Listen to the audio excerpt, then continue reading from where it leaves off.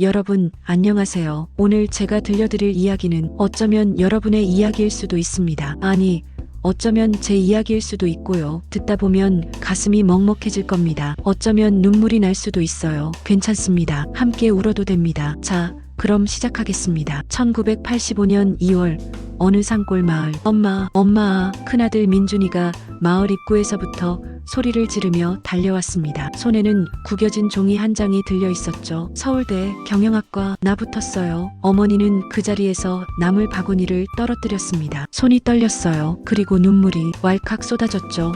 정말이냐? 네, 진짜예요. 엄마. 여러분, 이 순간 어머니의 머릿속엔 뭐가 스쳐 지나갔을까요? 지난 3년간 새벽 3시에 일어나 김밥 50줄을 싸서 장터에 팔던 날들, 손가락에 동상이 걸려도 산나물을 캐던 겨울날들, 아들 참고서 사주려고 자신의 밥그릇을 비워두던 날들, 아버지는 산에서 내려와 소식을 듣고는 아무 말 없이 뒷산으로 올라갔습니다. 그리고 아무도 없는 곳에서 목 놓아 오셨대요. 고맙습니다. 정말 고맙습니다. 그로부터 2년 후 둘째 민석이도 사법시험에 붙었습니다. 아버지, 어머니, 제가 해냈어요. 아버지는 전화를 받고 그대로 주저앉으셨죠. 기쁨보다는 안도가 먼저였습니다. 이제 이 애들은 우리처럼 살지 않겠구나. 그날 밤 부부는 손을 꼭 잡고 앉아 계셨습니다. 여보, 우리 이제 좀 쉴 수 있을까요? 그래야지. 이제 그래야지. 여러분, 이 부모님은 그때 몰랐습니다. 진짜 시련은 지금부터라는 걸요. 새벽 4시 30분 알람 소리도 없이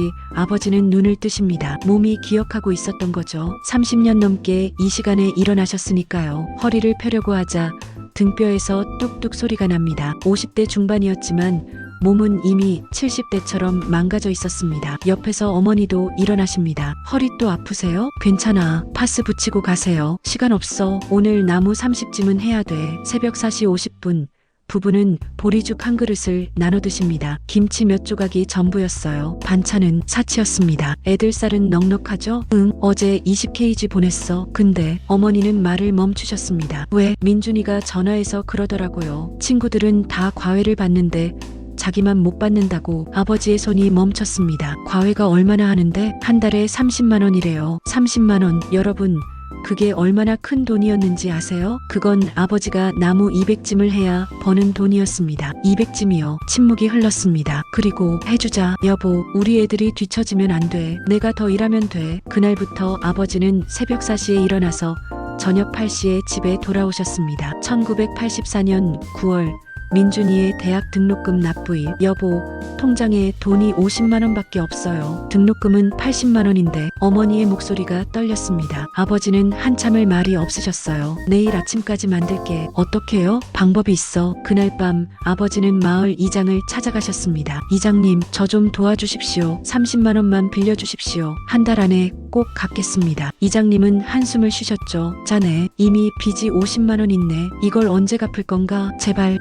부탁입니다. 여러분, 아버지는 그 자리에서 무릎을 꿇으셨습니다. 결국 돈을 빌렸습니다. 그리고 그 빚을 갚기 위해 6개월간 하루도 쉬지 않고 일하셨어요. 민준이는 끝까지 몰랐습니다. 자신의 등록금 뒤에 아버지의 무릎이 있었다는 걸요. 1985년 겨울, 어머니는 손을 펴려다 비명을 삼키셨습니다. 손가락이 퉁퉁 부어 있었어요. 동상이었죠. 이웃집 아주머니가 걱정스럽게 물었습니다. 약국 가봐야 하는 거 아니에요? 괜찮아요. 일만 안 하면 낫겠죠 뭐. 하지만 어머니는 그 다음 날도 산에 올라가셨습니다. 왜냐고요? 민석이가 전화해서 엄마, 나 동아리 회비 3만 원만 보내줘라고 했거든요. 그 3만 원은 어머니가 손이 얼어 터지는 줄도 모르고 3일간 나무를 캔 돈이었습니다. 1988년 추석. 따르릉.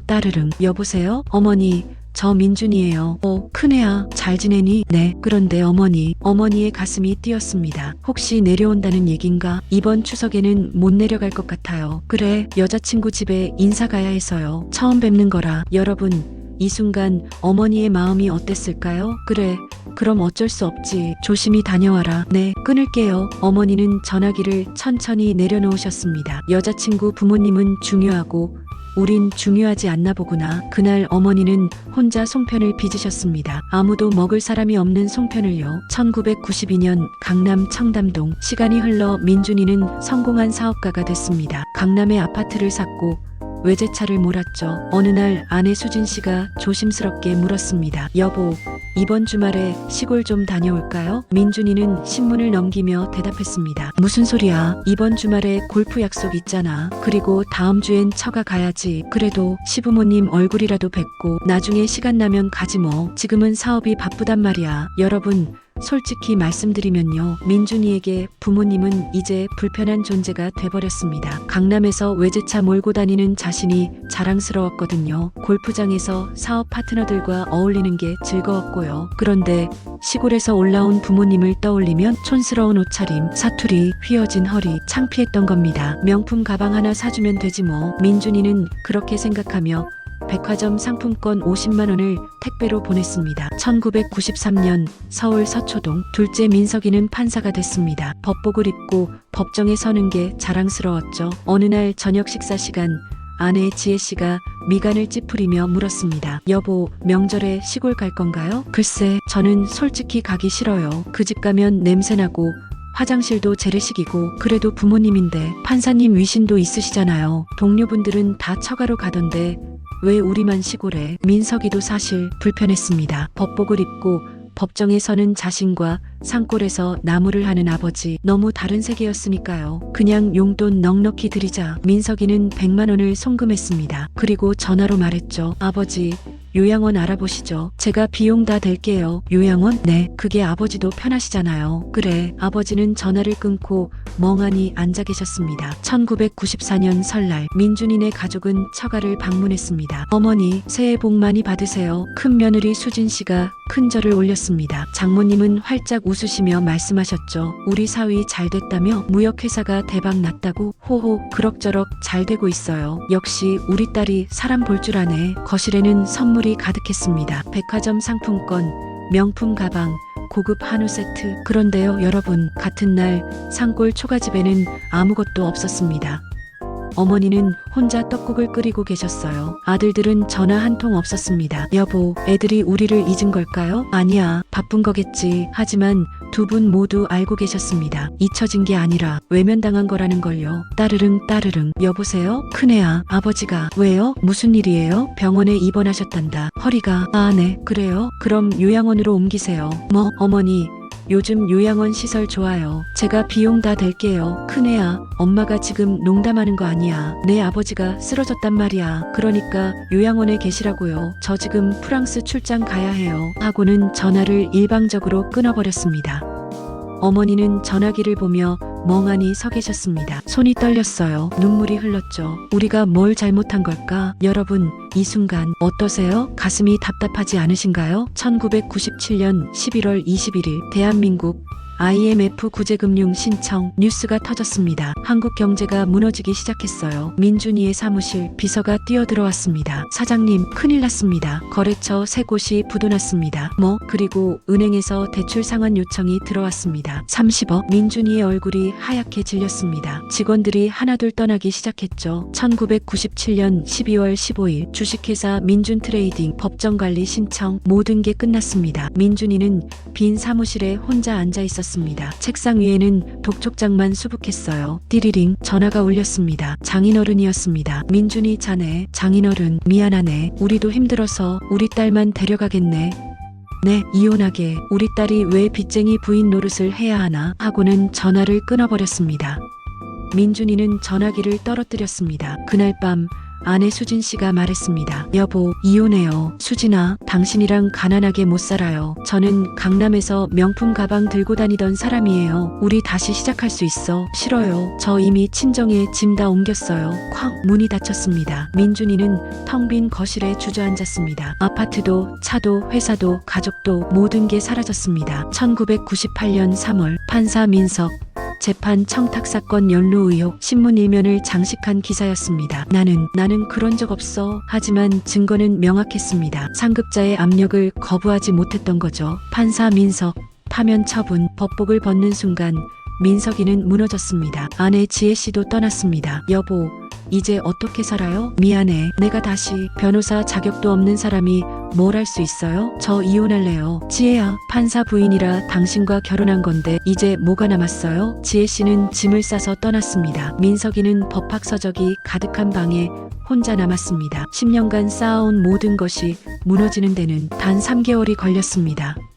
1998년 5월 고시원 복도. 형, 민서가. 두 형제는 마주쳤습니다. 좁은 고시원 복도에서요. 한때 청담동 아파트에 살던 형, 한때 법복을 입던 동생, 이제 둘 다 월세 20만 원 고시원에서 라면으로 끼니를 때우고 있었습니다. 형, 우리 이렇게 됐구나. 침묵이 흘렀습니다. 그리고 민석이가 떨리는 목소리로 말했습니다. 형, 부모님한테 가자. 뭐라고 말하고? 그냥 죄송하다고. 민준이는 고개를 숙였습니다. 눈물이 뚝뚝 떨어졌어요. 나 얼굴이 없어. 나도야. 하지만 민석이도 울었습니다. 우리 정말 못된 자식들이었어. 1998년 5월 15일 산골로 가는 길. 두 형제는 버스를 타고 고향으로 향했습니다. 예전엔 외제차를 몰고 왔지만 이제는 낡은 운동화를 신고 걷고 있었어요. 형, 저기 초가집이 보였습니다. 여전히 그대로였어요. 10년 전 그 모습 그대로. 하지만 달라진 게 있었습니다. 자신들이었죠. 어머니, 아버지. 민준이가 문 앞에서 소리쳤습니다. 문이 천천히 열렸습니다. 아버지가 나오셨어요. 허리는 더 굽었고 주름은 더 깊어졌습니다. 너희가? 아버지. 민준이와 민석이는 그 자리에서 쿵소리가 날 만큼 크게 무릎을 꿇었습니다. 죄송합니다. 정말 죄송합니다. 머리를 조아렸습니다. 눈물이 흙바닥에 떨어졌어요. 어머니가 나오셨습니다. 손은 더 거칠어졌고 눈가는 더 깊어졌습니다. 일어나거라. 어머니, 저희가 너무 못됐어요. 일어나라고 했다. 어머니의 목소리는 차가웠습니다. 너희 진심이냐? 아버지가 물으셨습니다. 네. 말로만 미안하다고 하면 용서가 되는 줄 아냐? 아버지는 나무지게 2개를 꺼내셨습니다. 일주일간 우리처럼 살아봐라. 그리고 나서 다시 얘기하자. 첫째 날 나무를 하러 산에 올랐습니다.